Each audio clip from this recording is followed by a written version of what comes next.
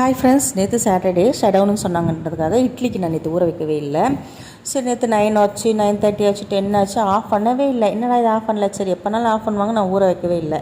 அதுவும் இல்லாமல் ஈவினிங் வேறு வெளியில் போக வேண்டியது இருந்துச்சு. சரி, அரைக்க முடியாததுக்காக நான் ஊற வைக்கல. ஏன்னா 6 மணிக்கு விடுவாங்களா 5 மணிக்கு விடுவாங்களா கரண்ட்டு தெரியாது, அதனால் ஊற வைக்கல. அதனால் நேற்று நைட்டு ஊற வச்சு காலையில் அரைக்கலான்ட்டு அரைச்சிக்கிட்டு இருந்தேன். என்னென்ன மாவு அரைச்சேன்னா, இட்லிக்கு அரைச்சேன், அடுத்து பச்சைப்பயிறு தோசை பெசரட் தோசைக்கு அரைச்சேன், அடுத்து உளுந்த வடைக்கு அரைச்சேன். தக்காளி சட்னி தான் இந்த பெசரட் தோசைக்கு வந்து சைடிஷாக ரெடி பண்ணிக்கிட்டு இருக்கேன். மாவு வந்து நல்லா கலக்கிக்கிறேன், உப்பு போட்டு நல்லா தண்ணி அப்படி ஊற்றணும், அந்தளவுக்கு கரைச்சிக்கணும், ஏன்னா அது கட்டியாகவே இருக்கும். இந்த சட்னியில் வந்து கொத்தமல்லியும் போட்டுக்கிட்டேன்.